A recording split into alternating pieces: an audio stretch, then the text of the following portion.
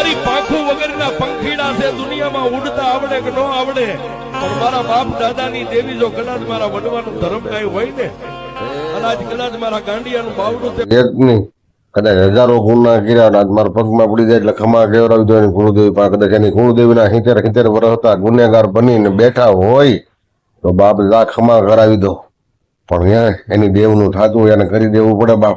એના વડભાઈ જે ગુના કર્યા છે એને કરી દેવા પડે. દંડ ડબ્બો થતો હોય રાવળદેવ પૂરો પાડી દેવો પડે ને. હે કે જા બાપ તારી માનતા છે ને એના ચોટીલાની, હે બાપ જા બાપ ચોટીલાના પાદરમાં ઉતરી જાય. પાદરે જઈને પેલા પગે છે પગે લાગજે બાપ.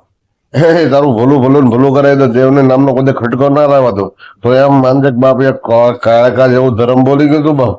હે બાપ સોલંકી ની કાળકા બોલું. હે રાવળદેવ આજ થઈ થવાની વાતો કરી દો. જો આ પરિવારમાં બેઠ્યું ને આ વાડીના ભલું કરવા આવ્યું હોય ને કદાચ મારા નામના એ પગલા પડ્યા હોય તો રાવળદેવ આજ થઈ થવાની વાતો કરી દો. એ રામ બેઠા હોય રાવળદેવ તો જે થતું હોય ને એ બાપોના ખમા કરાવી દો. તો એમ માનજે કે બાપ એક મૂળું સોલંકી ની કાળકા બોલી હતી બાપ.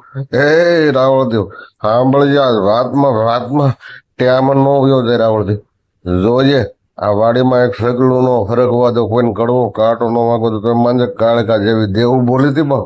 હે મારી જાહેર પડે અને કદાચ જાહેર ની અંદર મારા 3 કણું થઈ જાય.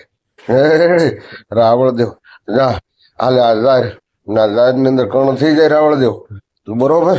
હે બાપ જા ભલું ભલું ને ભલું કરાવી દો તો માનજે કાળકા જેવો ધર્મ બોલી ગયો તો બરોબર બાપ. હે રાવળદેવ જાહેર આપીને જાહેર ગણી લે. મારી 3 જાહેર અંદર હોય જા બાપ. આ દેવની વાત દેવ જાણે, ધર્મની વાત ધર્મ જાણે રાવળદેવ.